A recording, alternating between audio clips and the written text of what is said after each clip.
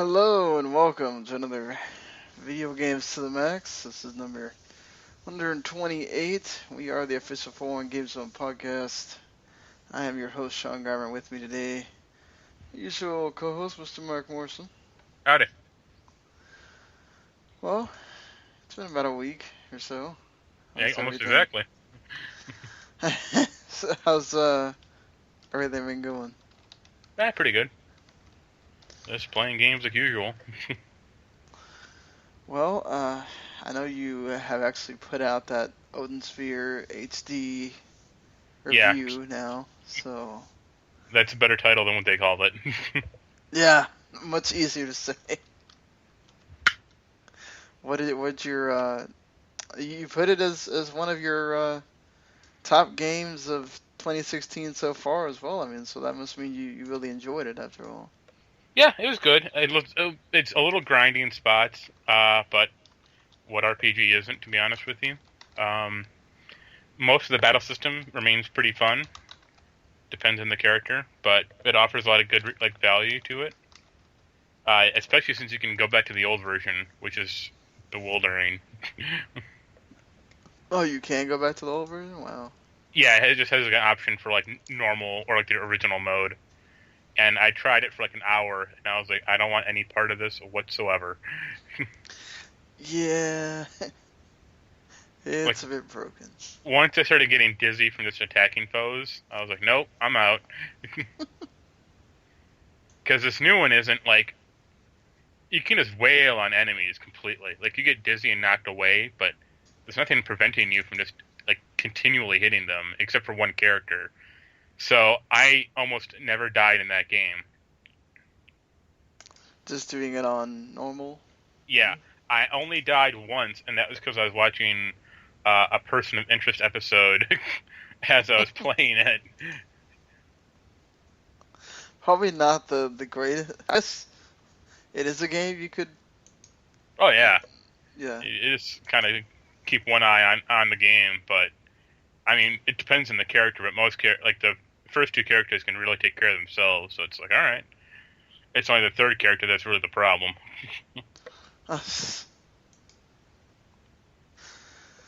Well, at least you enjoyed it, you know. Yeah. It leads me for good things when it goes down in price soon or whenever it does. That's one game I kind of wish they'd send a physical copy to, because it would have been nice to have that special edition. I bet it would be just having a book of all the art and everything else. It'd be really nice to have that. That's one thing I miss about this generation is we never get physical games anymore. Yeah, I mean, what is it? It was really rare. You got that one physical. I think Adam got Ratchet and Clank, but that's about it. Yeah, everything's digital now. It's also, from back, it's also much easier, much that way. You can't. Oh yeah, I mean, I'm not criticizing it, but I just miss it because it was nice to have. Oh yeah, I agree with you. I miss having that physical thing too of having it there and holding it and saying, "Oh, I got this to review," or "I just bought this," or whatever. And then once you get done reviewing it, sell it back to GameStop while it's still expensive. Exactly. Yeah, that was. I know a lot of places have rules against that. You're not supposed to, but they never thought of doing that for 4-1. So. You got it. So what are you gonna do? Yeah. Well, that's the thing too. They have an office where all that stuff goes, and whatever. We don't. So, we have it. What are they gonna do? It's I'll play it and then send it back to Adam. Be like, yeah, exactly. So then he can go sell it. But aside from Odin Sphere, I've been playing something on Steam called Chef Solitaire, which is just a dumb solitaire game. And on PS4, Guilty Gear Xrd Revelator. Which is their way of saying HD version? No. I mean, it's like their Ultimax version, or the super version of Guilty Gear Xrd. It has a few more characters, some balance changes, a really wonky lobby system, and a story that I hate. Why do you hate the story? Because it's a 2-hour-long anime cutscene with no fighting. Oh, that again. Oof. Yeah, they did that with the original Xrd, and to their credit, they made a whole new goddamn anime sequence, and it's like, why did you put in all this time, like, and all this effort? Like, couldn't you just have fighting? Like, why not spurse it out through the fighting? Well, that's the greatest thing is it's like, it also has a really weird, like, fact in the game. Yeah. And it's like, if you want to play strong characters, pick Potemkin and like a few other characters. And it's like, if you don't want to fight in the game, just watch the story mode. Just kick back and relax. And it's like, that's not something you might want to be telling people to do. I think they assume that the hardcore fans will want to play the game. Well, that's the catch-22. Only hardcore fans would give a shit about the story, and all they want to do is play online. Like, I watched part of the story, and I had no idea what the fuck was going on, and I'm not going to read an in-game fact to tell me who, quote-unquote, that man was. Like, there's an actual glossary term for that man. And it's like, come on, guy. And the game ends with a to be continued. And I'm just like, Jesus Christ. Wow. Like, the stories in like Street Fighter and Mortal Kombat aren't great, but they kind of clue you in a little, at least with Mortal Kombat, like what's going on. But you don't need to give a shit about any of this stuff that actually happens, let's be honest. It would help, but you don't need to. No, you don't. And in this one, it's just like, you really don't need to, but they act like it's the most important thing in the game. And yep. Oh, the other good thing is it has an in-game store, which you can't buy the character you want. Just always making more. Oh, unless you pay money, right? I don't know. Well, there's two. If you get in-game fight money from beating, like, it has an arcade mode, which is fine. Something called the episode mode, which is like what happens after the story, but you actually fight in this one. Yeah. And I was like, I buttoned through the story to get fight money. I didn't watch it. In something called mom mode, like they've had in the past, but you don't earn money from that, I don't think, at all. But for the episodes, you get about 4,000 fight bucks when you complete one. And there is one unlockable character that you can buy that costs 200,000 fight bucks. That seems almost impossible.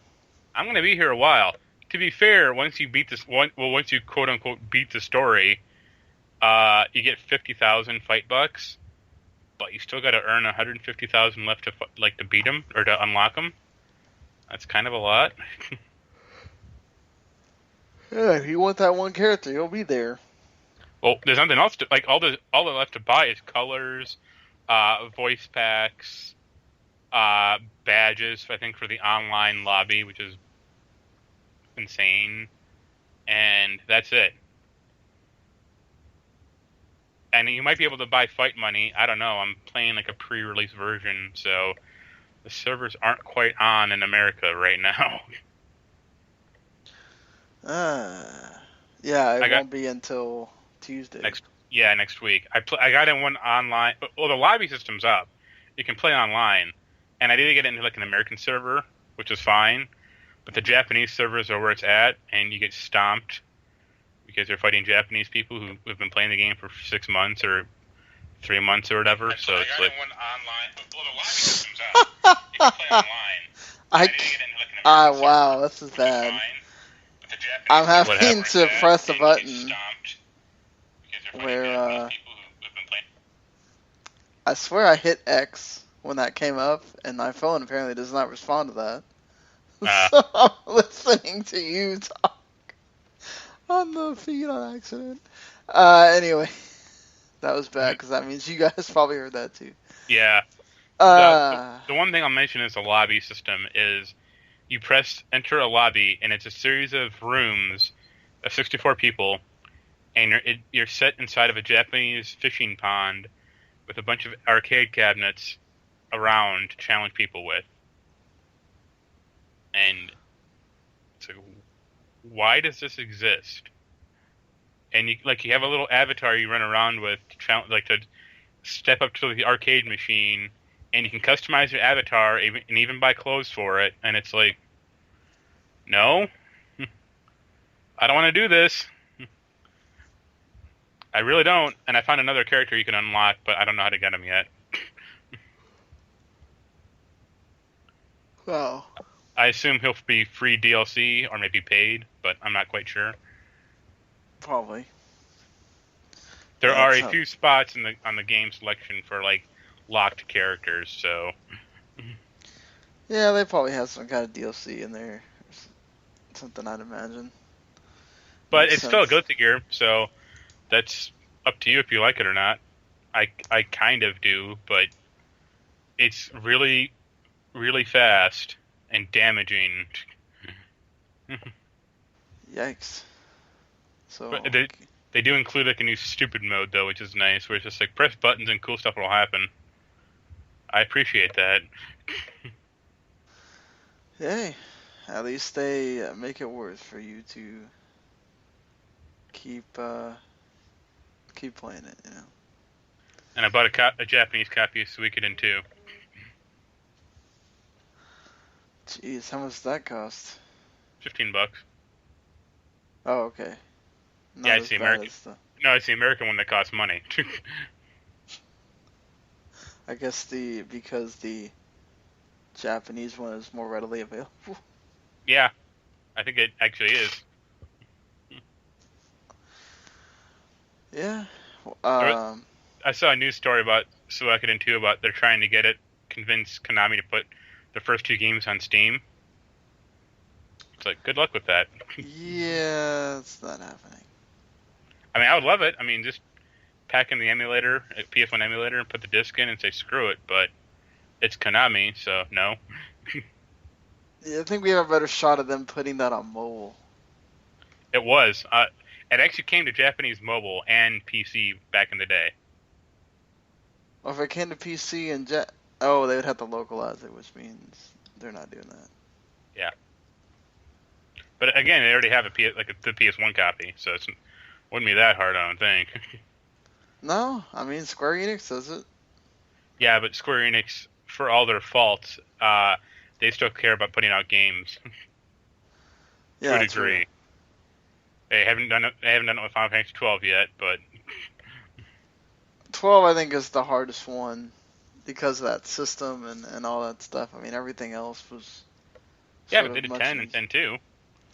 Yeah, I mean, let's see. But they also had They also had a PS4 version of 10 and 10.2 to go off of. So. Yeah, but that's all directly from the PS3 version. So it's like. Right. I mean, they still had to put in that work somewhere. Like they didn't just go oh, slap it on, let's go. True that. We are also doing the podcast on the eve of Muhammad Ali's passed away. So just wanted to say, rest in peace. Yep. To certainly the greatest of all time in boxing and things he did for wrestling and just in life in general. He did so many great things. I know it has sort of really nothing to do with what we talk about here, but I mean, it's one of those things that you just can't not acknowledge. So, just thought I would throw that out there. You have any memories of him or anything like that? He was okay in Fight Night. He was awesome in Fight. You could just whoop people, But yeah, for sure. I've been reviewing. I have to sort of find a way to talk about it because it's weird. It's like you can stream this for 2 hours. Yeah, that was exactly my problem with Odin Sphere last week. Or was it like you can write a preview on it, but not a review yet? Yeah, exactly. You can write a preview. You can do a stream if you want, but you can't talk about it on a podcast or anything. It's so weird. Mine was like you can do a stream, but it's like we heavily encourage you to talk over the game about what you're doing, and it's like that's a review. Yeah, exactly. You don't want people to be talking. That's making sense. It's Atelier Sophie, The Alchemist of Mysterious Book. It's the first of the new trilogy that you assume is going to come out because they always come in threes. It's fun. Yeah. I've literally never played those games. I've heard of them. But that's about it. It's an RPG where you do alchemy, and that's pretty much what you do. I mean, I don't want to say too much because if I say like the reason why this is called Mysterious Book, whatever, kind of gives away some of the plot. So, do you have a book that is blank and when you put recipes in it, it magically fills up? You can. I will take that. Take my sigh for what? Yeah. Yeah. There's other things to the book that I won't talk. I won't say that. But yeah. I mean, it's it's the last one had to do with two characters that were kind of set in two different times or whatever. This one is back to one character. So if you didn't want to you didn't like dealing with the two character thing, which also was a thing in the first PS3 one that I remember. So if you like dealing with just one character, this is more up your alley. Other than that, I don't know what I can and cannot say. But next week when we do which will probably come out around Wednesday night, Thursday morning for the E3 preview thing. I can talk more about it then. And I finally got past that one part in Project X Zone that I was stuck on, where you have to defend your ship, your airship thing. I kept dying because it was like literally there's 4 corners of enemies coming at you, and you have like 5 bosses from the different games. And you have to literally stop them from darting into the middle, and if they touch your airship, you die, or game's over. So, yeah. I always find defense missions to be bad. The other ones weren't so bad, but like this seemed like one of those they just put in there because they know that most of the game is okay, just kill everybody on the screen. And then when you've killed everyone, that's the mission. And it's already very simplified, strategy RPG, so they kind of just added that in there to add something hard to it. And, I give them credit for that because it's the one time that I actually, gamed over. I'm sure it's harder on, hard mode or whatever, but, yeah. You still even get lucky at times because there's times where they could have gone straight for the freaking airship and they go left because they're attracted to you instead of the thing that they're trying to destroy. And I got lucky a couple times, or I would have died again. But yeah, so. Did you ever play BioShock Infinite? I did play BioShock Infinite, not too much of it though. The end of the game features a battle like that when you're on an airship and you have to defend the core, and it's the worst part of that game. Oh, that does not sound that great. I've heard good things about the DLC. Apparently, a lot of people like the DLC that goes with that. One of the DLCs, yeah. The other 2 were bad. Well, that's the one that has the burial at sea and. Yeah, the one story-based one. Right. Yeah. So they did finally reveal the PS Plus games for June, which technically it was still May on Tuesday, so I'm guessing that means they're coming next week. Or are they out now? I think they're out now. They must have done it Sony's always Wednesday. late with that crap, though.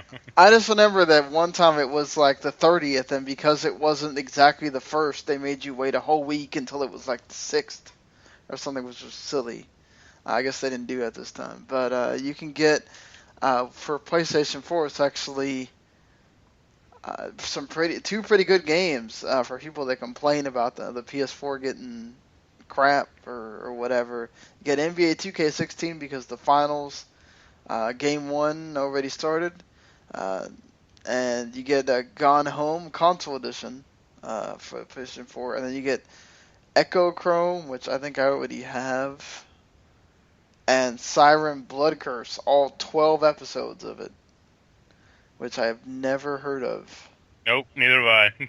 So that will be interesting to play. And for the PSP, you get God of War Chains of Olympus, which is a pretty good game, especially for PS Vita, and Little Deviants. So wasn't that for free last month, or was that the other one? It's the Sparta.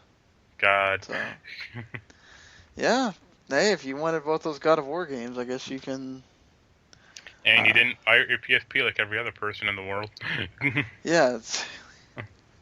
Well, we go from Sony to Nintendo, who finally broke down and revealed that they are not just doing Zelda at E3. Now, Zelda will still be the only game that is playable for the people that actually go to E3. But we will get demos of Zelda Wii U, Pokemon Sun and Moon, which makes total sense why you would want to have some kind of demo of that game, even though you know people will just buy it regardless, including myself. And that's just on June 14th, the first day, that Tuesday that they're doing the live stream for the Nintendo Treehouse. And then the next day they're doing Pokemon Go, which, yeah, it kind of would be nice to see how that's going, considering that's supposed to be one of your big mobile games. And then you'll also get you'll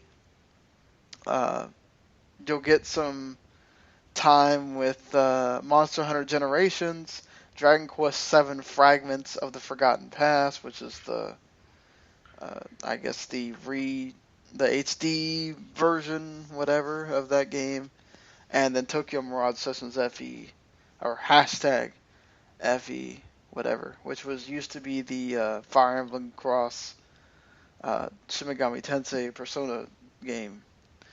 So, yeah, and then there's also some E3 2016 Pokemon special that's supposed to air in Japan, I think, but it doesn't say if we're going to get to see it here. Or it might be one of those where you just have to be up. That'll probably be at 4 a.m. or whatever. You have to be up at, well, it says 7 a.m. Yeah, so you have to be up at like 10 a.m. Eastern to see it. So not too bad. But yeah, hey, at least we know we're getting more stuff for Nintendo, but this is kind of all that's left, really. This is the bottom of the barrel here. If Zelda does not ship this year, that's going to be a problem. Well, they already said it's not. It's delayed till 2017. Yeah, well, I forgot. I envision the Game of the Year awards for 2016 for Nintendo to be mighty slim pickings. Yeah, that's going to be... It's probably going to be one of these games right here. Pokemon's going to show up right before you hit that deadline, so that'll be in there. But also, it's like it's Pokemon. Like, it's not exactly breaking new ground. Well, you know, when there's slim pickings, you kind of have to just do with what's there. You know, I'm hoping Tokyo Mirage Sessions is good because I really would like to know that they took those franchises off of it and it's still a good game. And of course, Dragon Quest should be something good. They're getting Harvest Moon as well for the 3DS. So yeah, once they realize people actually give a shit about Stardew Valley, they're like, hey, put another one on those out. Exactly. Yeah, if you're big into Stardew Valley and you have a 3DS and you remember Harvest Moon, I guess. But at least we know there's more games to look at. There will be no direct or whatever, so you'll just be watching live streams of these things, and either they will appeal to you or not. Vivendi they have pretty much completed a takeover of Gameloft, which is, they used to make games for, at least I know, for the GBA, possibly the DS, and then they've mostly become a mobile game company. And so, Michel Guillemot basically is going to resign from his post there, and then he's going to go join his brother Yves Guillemot at Ubisoft to try to stop them from taking over Ubisoft, which people are just assuming that's pretty much going to happen. I hope to God it doesn't. Ubisoft, I remember we talked about it for a little bit, that they were trying to find some help from Canada to get some investors. That apparently did not happen. I just cannot see how. I know there's analysts that say that this may work out for Ubisoft long term, but it's just like, if Vivendi is doing this crap to get back into the games industry, there's no way they're going to just leave Ubisoft alone. Also, what has Vivendi done that has been positive in the game industry ever? They had a hand in Blizzard, to be sure. Right. They got rid of it, and then Activision took it over. Same with Sierra. They had it for a while, and then they got rid of it. They bought Fox Interactive, and they closed it down, and that's it. And they already had a mobile division years ago that they closed down. So it's like, why are you buying another one that you're going to be shut down in 3 or 4 years anyway? Yeah, exactly. You're going to get bored of it, and then you're going to say, okay, well, I'm done with that. Like, here's the thing about Ubisoft. They pump out annualized sequels of stuff, like Assassin's Creed, but they also can recognize they drove that series into the ground some, and they took a year off, and like they didn't pump out like year after year of Watch Dogs games, thankfully. If this company is going to take it over, they're just going to want that. They're going to be like Assassin's Creed every year, Rayman every year, and as much crap as Ubisoft gets, they are, for the size of company they are very experimental with putting stuff out. Like that Wild game, or all those Michel Ancel games, like. Yeah, I mean, hopefully we hear something about that. Vivendi's not going to put up with that shit. Yeah, like the Child of Lights and all that kind of stuff. I mean, that other game, not Vandal Hearts. The World War One game. Yeah, what it's called. But like, they're not going to put that out. Like, Vivendi's not going to be like, this isn't going to make us $10 million or whatever. And it's like, yeah, it's not supposed to. Like, it's just, an artistic project. I mean, they can also run the risk of running all their franchises into the ground. Yeah. And then you're not making anywhere near that money that you want. And then they'll do this, they'll wind up letting Ubisoft go. Just the same thing with like that For Honor game, which we should get a lot more of at E3. They have that, and we have no idea. We'll get like a zillion more. There'll be a Tom Clancy game in every single franchise of Tom Clancy coming out within, at the rate Ubisoft's doing them, it's going to be like double that. Ugh. That won't be the one I want. Right, yeah. It just, it's going to be insane. I hope that doesn't happen, but it feels like the inevitable is going to come to pass, which sucks because, again, that's there and looming with this E3 conference about to happen in about a week. I would say Ubisoft's probably the number 3 developer out there.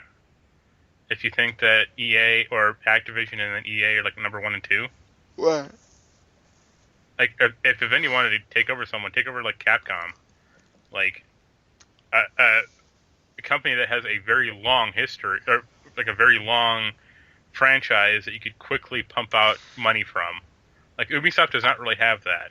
I think the difference is like they wouldn't know what to do with Capcom because of the difference in language and in culture and all that stuff. I mean, just they can take over Konami and actually put out games again. I think that would be to everyone's benefit, especially the way that they. Did you see the uproar with this pachinko machine? Yeah, because it was the joke about like when they announced that they're getting out of games, like, oh, they're going to make a Metal Gear Solid pachinko machine, and 6 months later they did. It's like, fuckers, we knew what you were doing. Well, yeah, but I mean, what did you expect? Like, they had already announced that they're not doing console games other than PES, and even that's like not a money-making venture for them. Like, I don't know why. I honestly don't know why they're doing that. It must make enough money for them. It's also because of the licenses, I think. They might. Yeah, you're right. They might actually be required to make that. Yeah, because they have licenses for certain clubs and leagues and whatever, and I think they have to make it until that whatever the deal expires. But that last PES game was not well received in the slightest. Yeah, but they still sell all over the world, and they're with the soccer hardcores, it's always going to be better than FIFA. Even though FIFA has all the licenses or whatever. Well, no, that was the thing last year. Is like that last year the version of PES was so broken. I think a lot drove people away from it. Right. Like, so it might not do that well this year because it didn't even have roster updates like last year. Whereas like, now that's sad. You almost have to do that with sports games now. I think they had like offline roster updates, but not online or something screwy like that. And it was like, this was like over 6 months. Also, like they never really got their act together with that game. Yeah, it's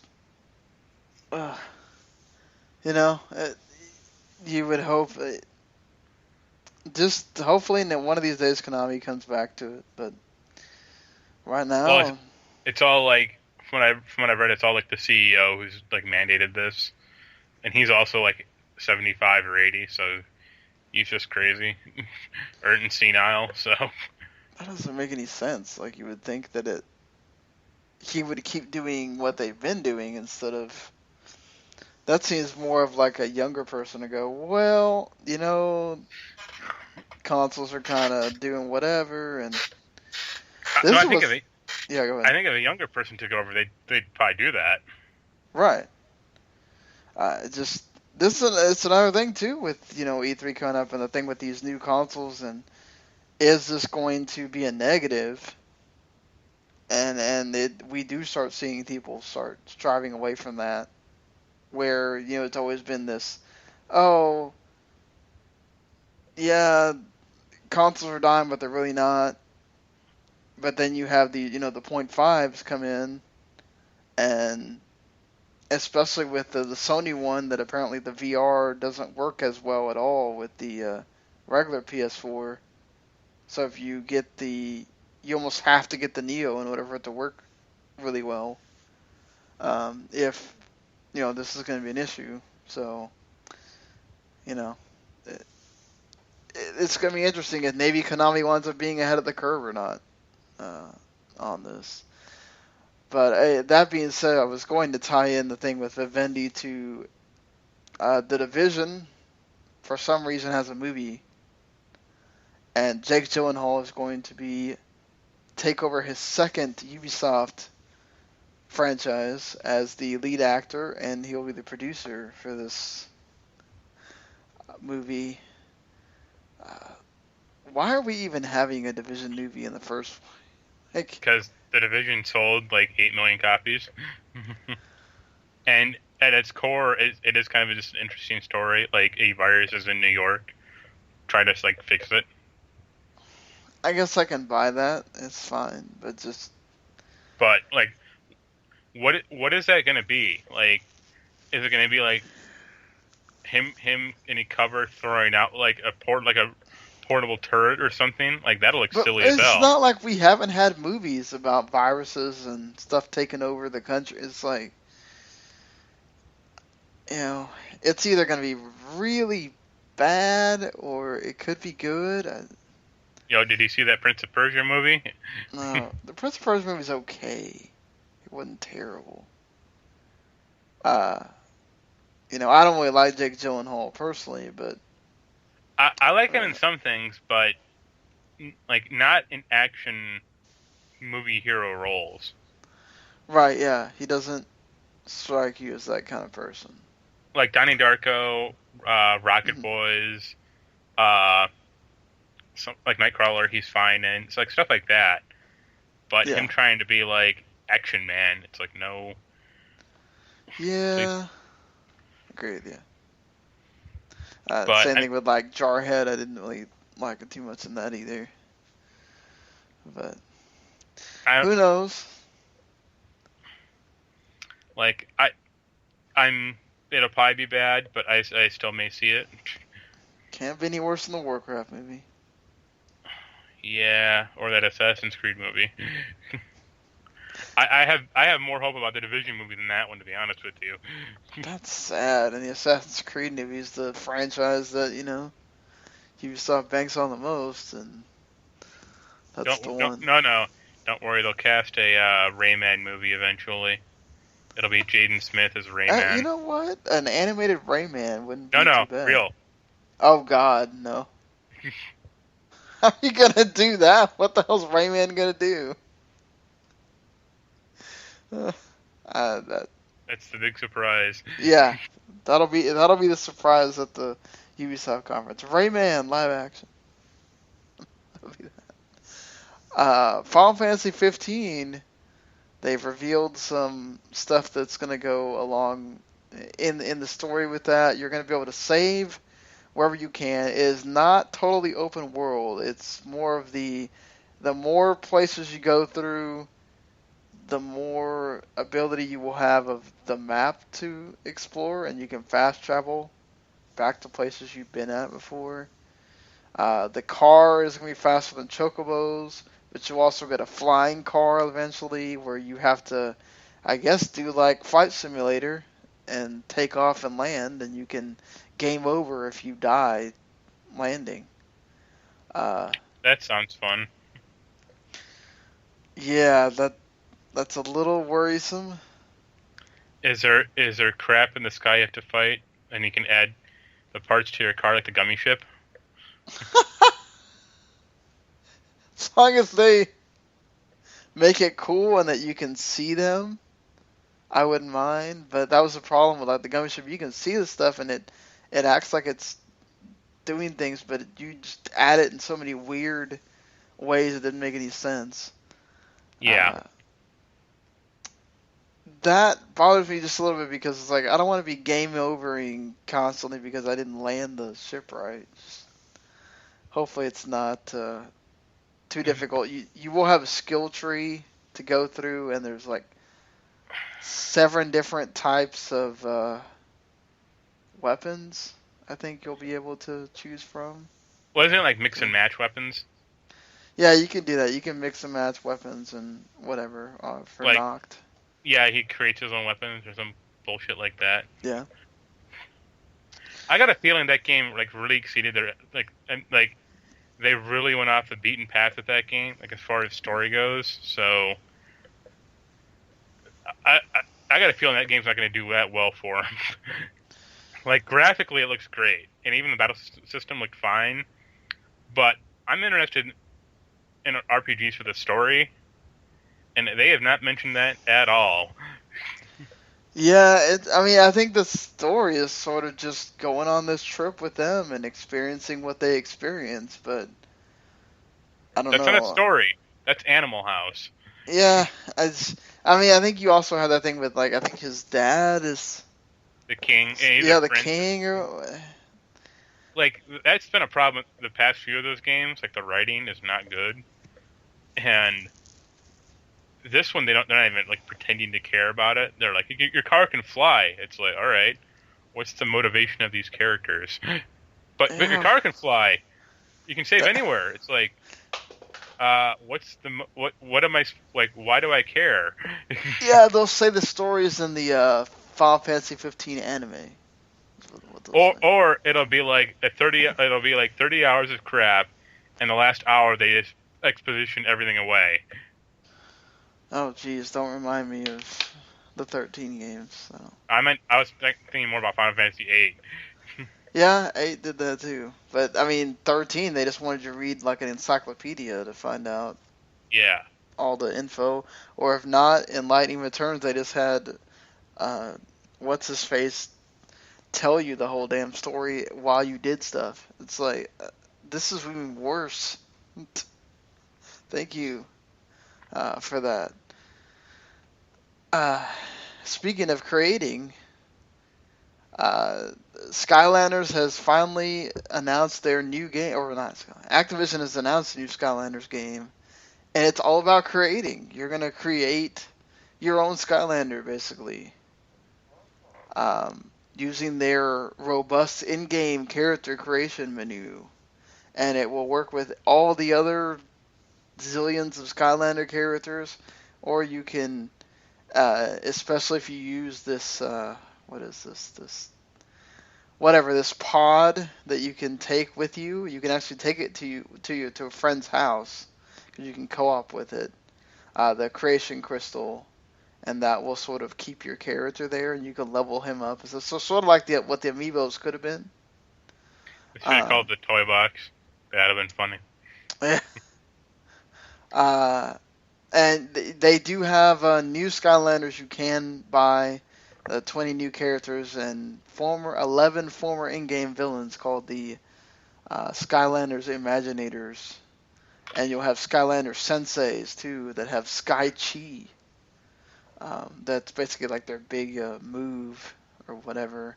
That's about as worse as Lego Ninjago. Kids really like that Ninjago thing, or they did at one point. I don't know about now, but you can get the Dark Edition for $100 with 3 different designs of the Senseis and 3 creation crystals that comes with it. Do you think this will temper the tide a bit on the Skylanders thing, so that you don't really have a whole lot of new ones coming out? It's more like you creating ones you already have, or? I'll go with no. And there's a specific reason. If I'm going to create a character to put in this game, I want a physical toy based on that character. Right. Like, it would actually be really cool if it was like, go into a Best Buy and they got a 3D printer set up, and you put this crystal thing in there, and it's like, we're gonna make this figure for you right now, like with a 3D printer. Like, it'd only be at select Best Buys, but if you go in there and pay $10 or $20, you can get this figure printed out. That would be awesome.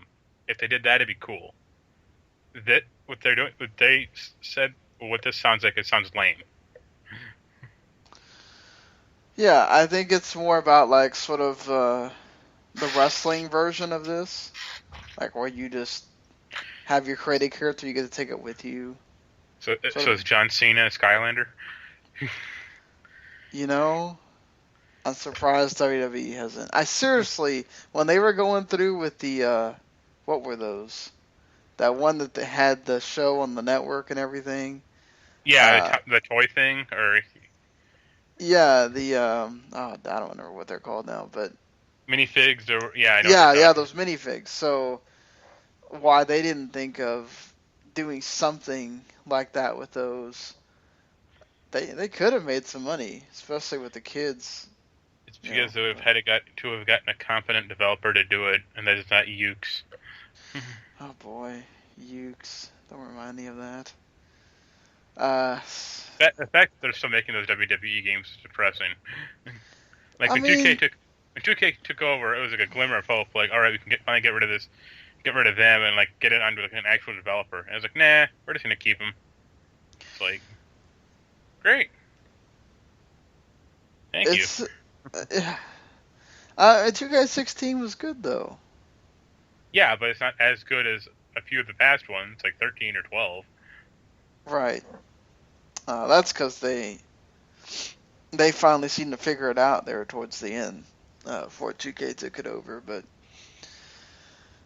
it is what I mean. Ukes was still working on those games too.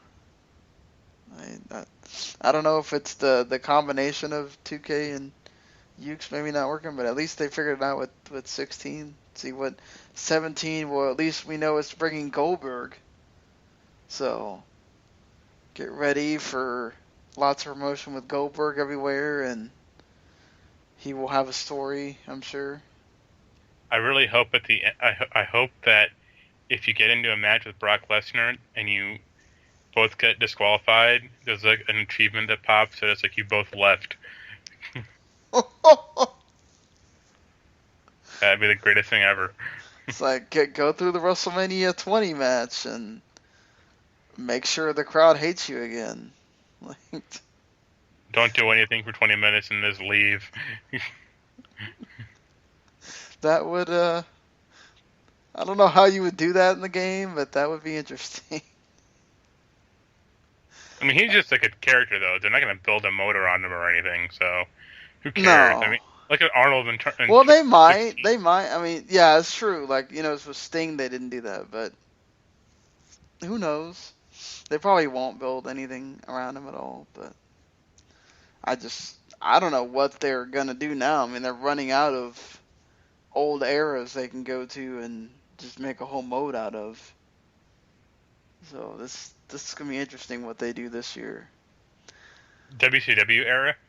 Oh, jeez. That'll sell, I'm sure. All those WCW nostalgists. I mean, his DVDs sold hotcakes.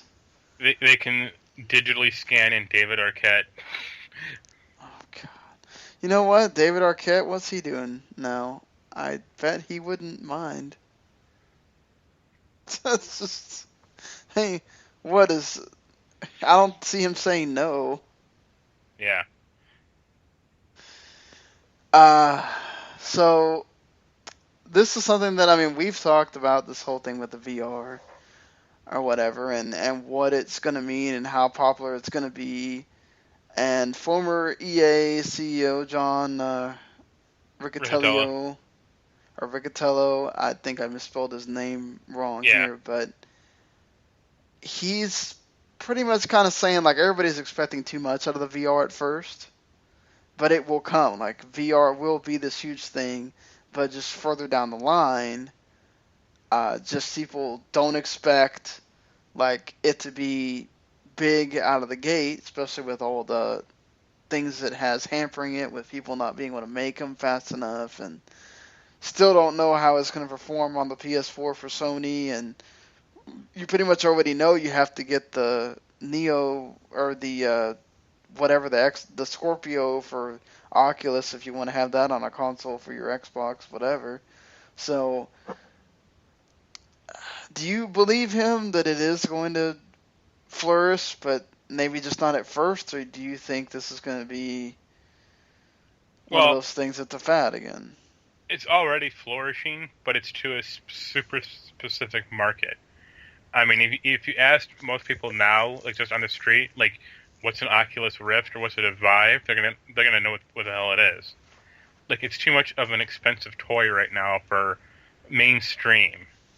The PSVR might be the one that hits it, like gets a lot more mainstream appeal just because it'll have a better price point and it has a much bigger install base than the Vive or the Rift, but it might not hit like at first. Because it all really depends on games, and they haven't talked about a lot of those.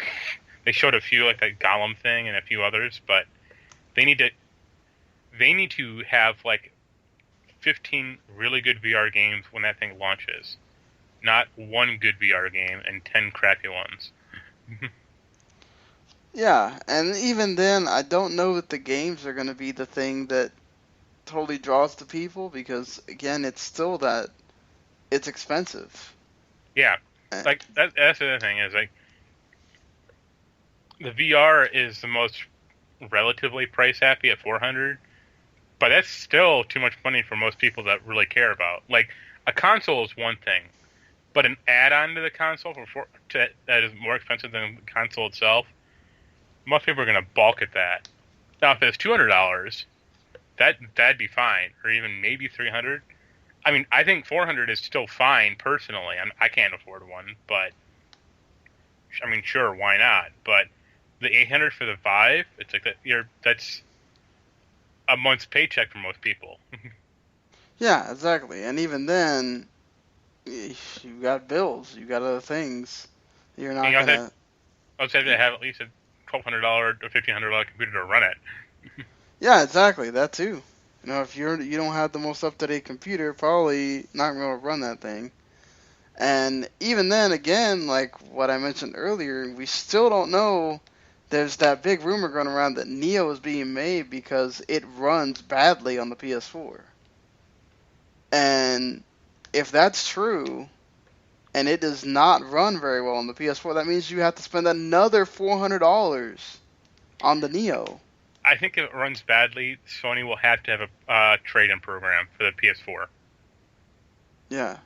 Whereas, like, give us your PS4, or trade it into GameStop, or they'll do like an official GameStop trade-in. Was like trade in the PS4 and with $100 or $150 and get the Neo model. They would have to do that. If that is the driving force with this thing, it would just tick off too many people. It would tick off the 40 million people that have a PS4 right now. Yeah, I mean, and that's the thing too, because all it takes is that one killer game that everybody wants on VR, and then you're gonna have angry people. They go, oh well, now I have to fork over $800 to freaking play this game, and it's not worth it, you know. And that game shall be called Fantavision 2. Just watch the fireworks, Evil. Just watch the fireworks. That game actually was. I remember enjoying that game. It's not terrible. Like it's goofy, but it's still fine. Yeah, it's one of those games that like came out, and it was before the big indie, on the indie stuff. So it was like one of those. If it was an indie game, nobody would really bat an eye about it or say anything bad about it. But I think the problem with that game was like a PS2 launch game, and it's like, right, yeah. Wait, what? It's like, wait, this is all you do? Yep. It's like you get Fantavision and the Bouncer, and it's like, great. The next God, I remember loving the Bouncer, and then you try to play it now, and it's like, God, it's bad. It's so bad. I just remember thinking it was like so cool. Oh, the Bouncer. It's great. No, it's not.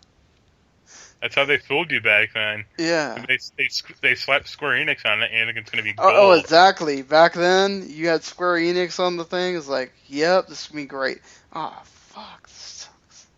Damn it. That started the downturn a little bit there. Until Final Fantasy X came out, I guess. Starbreeze has made a deal with 505 to get Payday, the franchise. They will make a Payday 3. Hopefully it'll be good. Yeah, I hope a lot of people like Payday 2. Still out there in existence, making that the remastered version came out.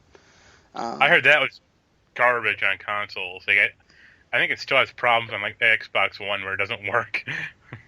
Oh, that's wonderful. Yeah, I mean, I've played this game. I think I have it on PS3. It was like one of the first PS Plus games I ever got. Basically the GTA Online heist before those were out. Yeah, you're robbing banks and stuff like that. Right. I've tried to play Payday 2 with friends. It is awful. Like the shooting is bad, animation is bad. Like I hope Starbreeze does good with it. Like they are when they want to be, they are a great first-person shooter developer, and they didn't develop like the first two Payday games. Right. So that makes me hope that they'll get like Payday 3 correct. So for people who don't know who Starbreeze is, They developed Chronicles of Riddick, Escape from Butcher Bay, which is one of the best first-person shooters ever. Syndicate, that was a good game. And they also did Brothers, which is not a first-person shooter, but it's still a good game. Yes, freaking great game. Brothers. But their best game is probably still Chronicles of Riddick, and it's over 10 years old now, but it holds up shockingly well. I sadly never got to play that, but I heard a lot of good things about it. Well, it's a stealth game, which is, I mean, you can get guns later on, but not like it's most of the time just coming up behind fools and snapping their necks. It's also a brawler, like first-person fighting, and it's just a really great game. Like you should try to track it down on. It came out on 360 in like an updated version. Mm-hmm. It's really good. It's almost like an RPG because you're in a prison and you have to do side quests to like get a shiv or get enough money to bribe this guard and stuff like that. Fair enough. Okay. But fantastic first-person shooter or first-person stealth game. That game is why I don't like Dishonored, because I played that first, and I was like, why does Dishonored suck compared to this? Well, you won't be too happy when you hear about Dishonored 2, I'm sure, or when they talk more about Dishonored 2 at that Bethesda conference. We'll have to see. I mean, speaking, we talked last week about maybe there being a possible, would Bethesda make another Quake game? Well, Overwatch is killing it for Blizzard. They've already got 7 million players. I think I saw somebody make the joke that could they reach Warcraft levels or World of Warcraft levels of from yesteryear, before all was said and done. Well, they're already way past it right now, so yeah. I mean, currently at least. Current World of Warcraft's at like 3 million now. I think so. Yeah, so I mean, I've heard everybody that plays this game gets hooked on it. So, and you already have one person that I think within launch week got up to 100. Yeah. So, seems pretty awesome from that standard. I mean, are you intrigued at all now that people are really praising the game? I mean, it's had a lot of good reviews, but I watched a stream of a guy a few nights ago opening, I think, 20 loot boxes, and he got nothing from it, and that killed my interest whatsoever. He got stuff like unlocked a voice pack for the character, or did he not buy a voice it pack. or? Well, he bought the 20 boxes. That was the thing. Oof.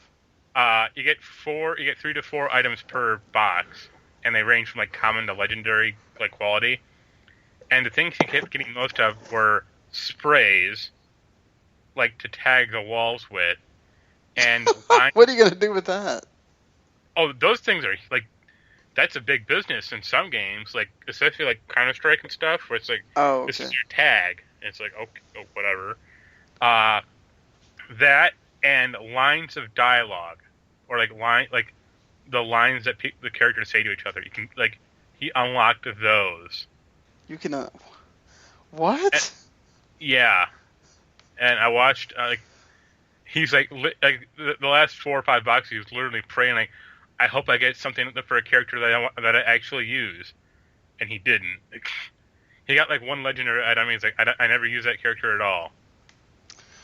Well, isn't that kind of something you run into, though? You have so many characters, you're not gonna... Yeah, there's 21 characters, I think, in it so far, and they're gonna add more, so... I mean, it's kind of like Hearthstone, if you only use a couple of different... No, it's not... Well, Hearthstone, you only have the 9 heroes, but you can have custom decks, I mean... Right. So... But, yeah, it's just... I'm sure it's a fine game, but... I already have a bunch of first-person team-based shooters that I could be playing that I don't. So why would I want to play this one? I heard that it like really keeps you coming back, whether you lose or whether you win. Like if you were playing it and Adam was playing it and like a bunch of other friends I knew personally were playing it like as a group, then I would probably get into it. But no, right, I don't to play by yourself. Yeah, I don't want to play with random people in the games I do like, let alone the games I possibly would not. So fair enough, makes sense. I'm still on the fence, but I don't know that I'm gonna have $60 out there to just spend on that anyway. Just go rent it from a Redbox or something, or go get it from GameFly. Do they have that on Redbox? Probably not. I mean, they have Diablo, so it wouldn't surprise me if they did. But I'll figure that out as we go along here. But Minecraft doesn't look like it. Okay, well there you go. But it makes sense. Why not? Because you can kind of get a lot of that game out in one day, whereas with Diablo, yeah, you kind of need more than one day. So, not that there isn't game. I mean, like Call of Duty, obviously you can beat that in one day, take it back, and you never own the game. But what do you think of this Fable returning as a card game thing? It did not get funded from what I saw. Are they surprised it didn't get funded?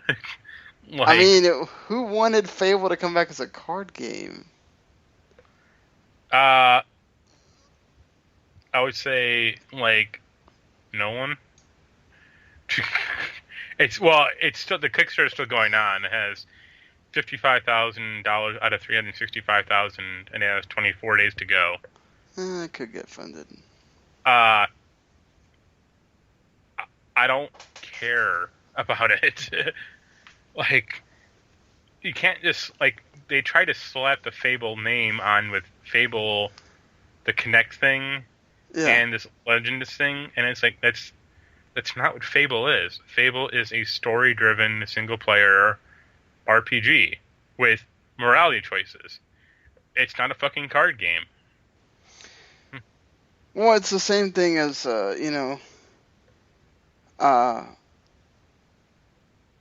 it's the same thing as the Elder Scrolls Online card game. It's like, yeah, get it. You want to do something else with that, but you're already having a hard enough time getting people to play your MMO. You're gonna make a card game out of it? Okay. Just doesn't seem to make sense to me. It seems like we're all going to the CCG thing. Yeah, it's literally like, oh, Hearthstone's making money. We can copy that. Right. The only one that does it well is Gwent from Witcher 3. Right. And that's because it's not like a collectible, it's a collectible card game in the game, but it's not a separate entity that they're trying to make money from.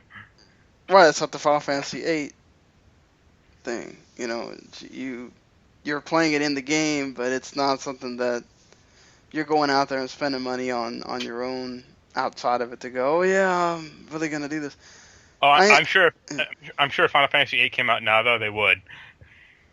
Oh, yeah, I'm sure they would. But here's a booster deck for Triple Triad. I got a legendary Squall card. Oh, but you know the sad thing is there'd be people going nuts about the fact that Triple Triad now had a game by itself. I mean, they can put that out now and make money from it, probably. Oh, it's only all those people that just go, oh my god, well, Triple Triad was great, but I'm just saying, like, they'll be like, oh my god, this is such a great thing, let's do it now, and they go, oh, okay, maybe this wasn't so great, oh, damn it. Those are the same people who think that Blitzball is an actual good game, and they're wrong. Blitzball is fun. I don't want to sit there and do it all the time. It's one of those things that I did a couple of times, and I was like, okay, I don't want to spend the whole game doing this. Blitzball is fun because you can just break the AI. Yes, that too. But yeah, You know, if Flaming Foul is gonna do this, I get that they kind of wanted to see if they could get this off the ground and maybe they can make a Fable 4. Yeah, but how much? Try to imagine how much that is going to be. Like, well, our Kickstarter is for $15 million. It's like, good luck. Yeah, good luck with that. I just don't. I guess it's just very desperate, and it's like, if you want to make a collectible card game, don't attach Fable to it first of all, because that's sullying the brand, like that's sullying the name of it. Yeah, not to mention, I mean, how many different kinds of CCG can you really make? Yeah, I got Adam literally offered me one a few days ago. I think it's called Duelist. Yeah. I was like, "Do you want it?" I'm like, "No." I'm good, thank you. Like, nah, I'm not doing it. Well, fair enough, you know. So did you get this Fallout 4 Far Harbor? I got the season pass, so it came with it. Like, it just downloaded automatically. You have it on PC, though, right? Yeah. So you don't have the problems of the PS4. Yeah, I'm not stupid enough to own it on a console. They have so many problems with the PS4 version, they had to re-release the DLC. That's some market quality right there. Yeah, I'll tell you. They've had a lot of problems with that game on console for some reason. They had a lot of problems with it with Fallout 3 on the PS3 also, though. Oh god, I remember it was so bad on the PS3. Like, they tell you don't even buy it now if you get it out of the PS3 because it's so bad on there. And Xbox One did finally get the mods, and there was about 50 times more interest on the Xbox One than on PC. Probably because Xbox One, people don't even. They're like, wow, there's mods. Well, it's also more centralized on the Xbox One. Like on the PC, they should have just gone with Steam Workshop, but they didn't. Like, they're trying to make their own thing, which is stupid. But everyone just uses Nexus anyway. Like, okay. I had a friend of mine go last night. It's like, this is really cool. It's a mod for Fallout 4 and Xbox One where you have like full dialogue tree options, and I was like, that's existed on PC for months. That like literally came out the first week Fallout 4 was out on PC. Hey, but you know, Xbox One people getting it, they're excited about it. So, you know, I don't blame him for thinking that's cool. Minecraft is no longer allowing you to build something to promote your company. Unless it's a Microsoft company. Well, yeah, of course. But, you know, you can't build something for the movie that you're going to promote or just, you know, you can't build a McDonald's Minecraft thing or whatever. So if you were using that to promote it, then sucks for you, I guess. It's funny this was announced like a week after they released that Mario Minecraft stuff. Yeah. Well, that's for the Wii U version, make it so that people would actually feel like they had a reason to get the Wii U version, which seems kind of cool. I'm still not playing Minecraft, but yeah, I played Minecraft once and I just didn't get it, and I was like, I built a hole. I'm happy. Yeah.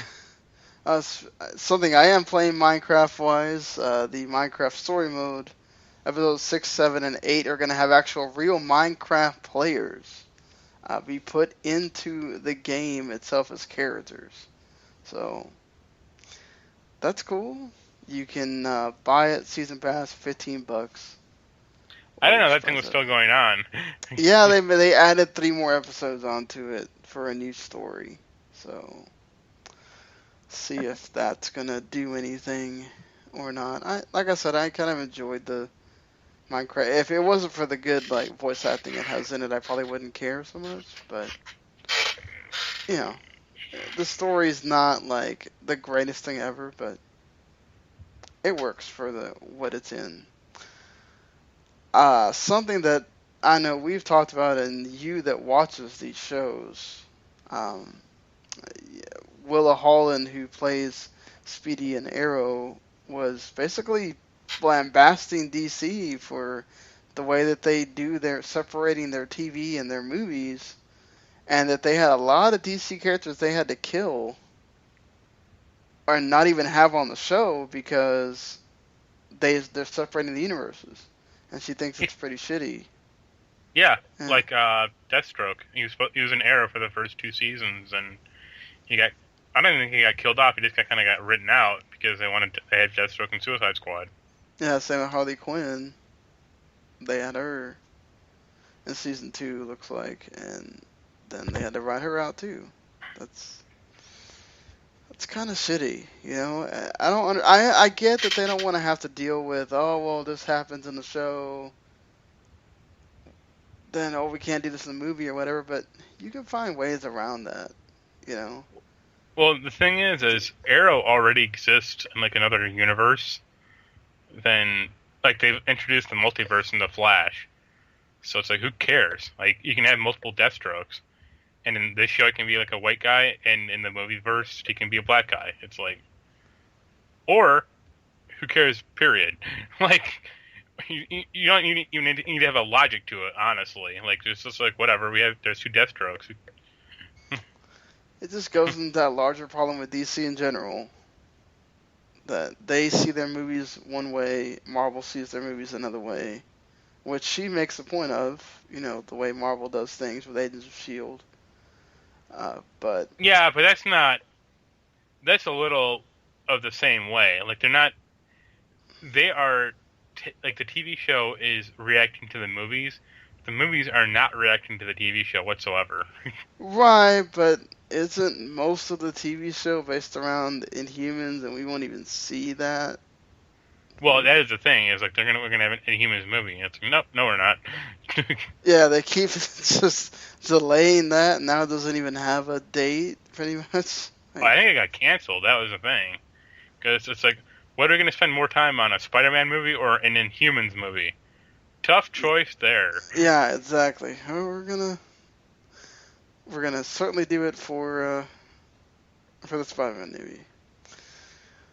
Speaking of movies with characters we all know, don't expect that the Ninja Turtles are going to have any kind of crossover with Transformers for a while. As rightfully, this is the way that most people should do this, and I'm not picking on anything because they're obviously Hasbro's doing their universe or whatever, and that's fine. But I like the fact that Brad Fuller's saying, look, there's a ton of stories left to tell for the Turtles. We want it to be about the Turtles. We don't want it to be about the Turtles and other stuff. So don't expect that there's going to be Turtles and Transformers crossing over and all that stuff. I like what he's saying here. So it'll be the Turtles and the X-Files crossing over. How's that gonna work? You think I'm kidding, but they actually did a comic book issue where the Turtles met the lone gunman of the X-Files, and they hung out together. So how did that work? Like, just what did they cover in the comic? Like, just some paranormal thing? And it was like the lone gunmen were like, oh, there's a conspiracy about these 6-foot turtles in New York City, and let's go see what they are. And they find them, and that's about it. So is like Shredder gonna team up with aliens? Yeah. Yes. with aliens and. There's also an X-Files crossover comic with Ghostbusters. So there you go. Okay, well that makes more sense. That totally makes sense. But, you know, that is what I'm glad that they're trying to keep them separate now. You need to focus on the Turtles and all that stuff that's going on with them. The Rock is set to play Doc Savage, and I'll be honest, I have no idea. Yeah, neither do I. What he's supposed to be. I do think it's cool that they're making it a period piece. They're not having him fight Al Qaeda or whatever. And there's apparently 182 different stories for Doc Savage. So cool for him to get to do that, and that the director is really passionate about it and whatever. So at least we'll get to see a movie set in the 30s and whatnot. And speaking of, I think we mentioned this thing with Doctor Who a couple weeks ago, but Stephen Moffat did make a mention that back when they were going through and choosing Matt Smith, they did offer the role of the Doctor to an African American actor, and he turned it down. And the leading guy was the 12 Years a Slave. I'm not even going to try to say his name. Chiwetel Ejiofor. Oh, there you go. But because there was obviously controversy with the why. I didn't like it's kind of like one of those known things of why they probably picked, Pearl Mackie. It's one of those things I would have just rather them not address. Not overtly mention or right. That sort of, it's like, oh well, we know that the shows kind of have problems dealing with issues with minorities, so we kind of picked her. And it would be cool to have two minorities, the Doctor and the companion at the same time. Like, I don't know. I mean, I obviously wouldn't care. I'd keep watching. The Doctor's the Doctor. As long as he's still the Doctor in essence, it wouldn't bother me. Except for when they combine it and we'll get an African American woman and the Doctor will be played by Oprah. Then I will have to I will have to stop watching that show. Don't think Oprah's gonna play the Doctor. But I mean, it doesn't matter. I mean, obviously, you have the people online that do what they do, but yeah, I just want the best actor for it, or the best actor that's like willing to do it for a few years. Like some of the other actors I mentioned were like Idris Elba, obviously, because whenever anyone cast anything in Britain, they go, Idris Elba can do it. Yeah, I mean, they were also trying to get him to be James Bond as well. So. And the other two guys I think they mentioned were Colin Salmon and David Harwood, who were both in Doctor Who already. Right. Yeah, I'm with you on that. Like, whoever they pick to be the Doctors, as long as they're good, they understand the role, and they know what they're doing. I'm excited to kind of see what Pearl Mackie's going to bring. I'm not against that at all. So if you get to be the Doctor, and he'll finally be Ginger, is Seamus. Oh God, Seamus. I've heard he's actually one of the better parts of that Turtles movie. Hey, if not the best part, honestly. Good for him. I'm glad that he's enjoying himself. Do better there than he's doing in wrestling right now. And because you knew this was going to happen at some point. There will be a porn company testing their VR at E3. Naughty America. I wonder if it comes with that Fez vibration suit. I want to see how this is going to work. Like, are you going to do the whole, like they used to do in the movies where they'd sit you down, lay you down on the bed or on this couch, and then you would just, I guess, watch porn through this VR thing, or I mean, it's supposed to be. They have their own thing, kind of like Google Cardboard, which obviously is not, the best VR at all. But Oculus said they wouldn't have a problem if somebody puts porn on Oculus. But it's ironic since Facebook has a problem with porn being on Facebook. Yeah, I think it's different though. It's not on Facebook, so I'm sure if it's making them money, they won't care. Also, how is this going to work at E3? Like, You can have tissues ready for this. Is it like, all right, you can try this thing out, but first attach it to message monitor to see if you can measure your arousal. It's like, that's no. Awkward. That's really awkward. I'm gonna walk away now. It's like who's? Do you know there's going to be that person that's going to be assigned to that? No, it'll be like, okay, I'm watching porn at the 2 message monitor. I'm at level 5. I'm gonna go play Zelda. I'm at level 10 now.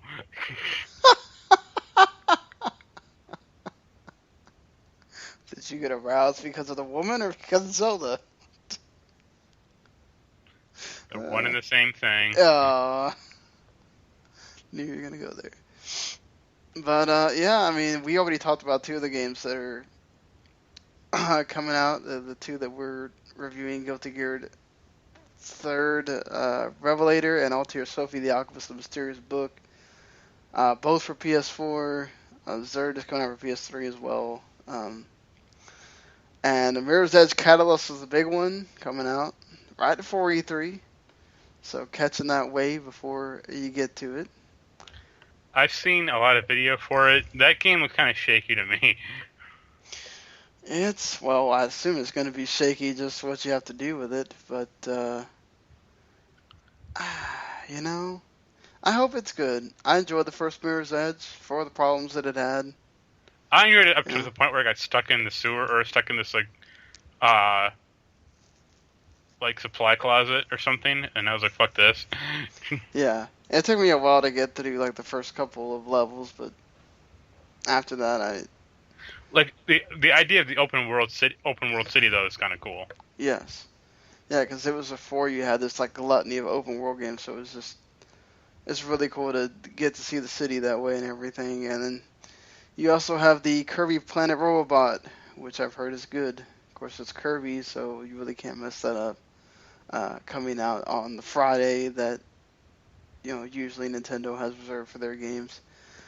So, yeah, that's pretty much it for this week. Like I said, we'll be back probably Thursday morning or so on the download for you guys for us to talk about E3, what we think will happen. So all of our predictions can be wrong, sure, and just talk about what we might see at the conferences and all that kind of stuff. And then that in a couple weeks we'll already be doing E3, coming right after those conferences and talking about what we saw and what we liked, what we didn't like. See if we'll have a panel of people, and we'll go from there. But enjoy your games, everybody, and we'll see you later next week. Later.